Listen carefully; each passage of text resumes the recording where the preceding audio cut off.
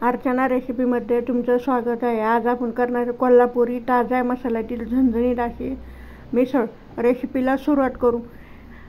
एक मोठा चमचा धने घेतलेले, तर त्यामध्ये एक छोटा चमचा जिरे टाकायचे। लो गॅसवरतीच हे भाजून घ्यायचं, मोठा गॅस करायचा नाही। 3 ते 4 लवंग, 3 ते 4 काळ्या मिरी आणि 1 इंच दालचिनीचा तुकडा। एक मसाला विलायची पण टाकायची, पण माझ्याकडे नाही आहे। हे मसाले लो गॅसवरती भाजायचे। मोठा गॅस घ्यायचा, एक मसाले करपत आपले ते थोडेसे भाजून झाले की 1 चमचा त्यात पांढरे तीळ टाकले तर आणि 1 छोटा चमचा खसखस टाकायची, ते पण त्यासोबत भाजून घ्यायचं। 1 चमचा तेल टाकलेलं आहे आणि 1 कांदा, 1 इंच अद्रकचा तुकडा, 5 ते 6 लसणाच्या कळ्या, हे पण चांगलं परतून घ्यायचं। ते परतून झाले की त्यामध्ये 2 चमचे खोबऱ्याचा खीस टाकायचा। खोबऱ्याचा खीस पण कांद्यासोबत छान असं 2 मिनिटासाठी परतून घ्यायचं आणि पूर्ण मसाला थंड झाले की मिक्सरमध्ये थोडंसं पाणी टाकून बारीक वाटून घ्यायचा। बटाट्याची भाजी करून घ्यायची। 1 चमचा तेल टाकलेलं आहे, 1 छोटा चमचा मोहरी आणि 1 छोटा चमचा जिरे, ते 2 हिरव्या मिरच्या आणि 5 ते 6 कढीपत्त्याचे पानं टाकलेले आहेत। 1 उभा बारीक आपल्याला कांदा, ते सगळं परतून घ्यायचं। ते परतून झाले की 3 बटाटे घेतले उकडून, ते उकडलेले बटाटे हातानेच मॅश करून टाकायचे आणि 1 छोटा अर्धा चमचा हळद टाकायची, चवीप्रमाणे मीठ टाकायचं आणि पूर्ण हे बटाट्याची भाजी मिक्स करून घ्यायचं। तर थोडीशी कोथिंबीर टाकायची। आपली बटाट्याची भाजी तयार आहे। आता मिसळची कट करून घेणार आहे, तर 4 चमचे मोठे चमचे तेल टाकलेले।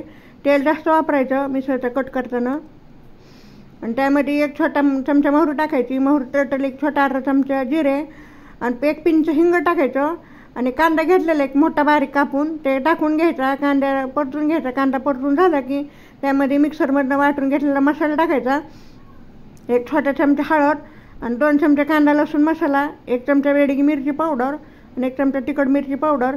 बेडगी मिरची पावडर टाकल्यामुळे कटला खूप छान असं कलर येते। तिखट आपल्या आवडीप्रमाणे कमी जास्त करू शकतो, पण कोल्हापुरी मिसळ म्हणले की झणझणीत असते।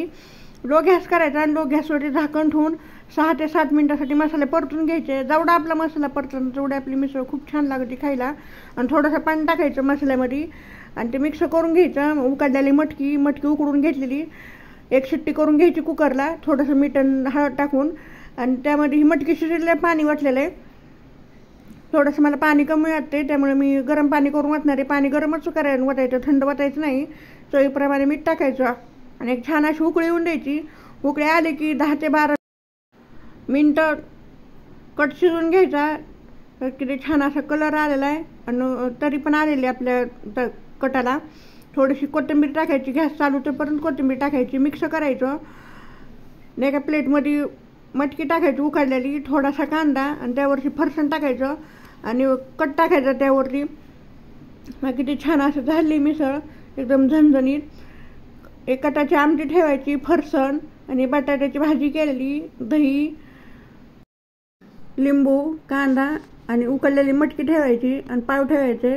ताजा मसाल्याची झणझणीत अशी कोल्हापुरी मिसळ तयार आहे। माझी रेसिपी कशी वाटली कमेंटमध्ये नक्की सांगा। लाईक करा, शेअर करा आणि सबस्क्राईब करा।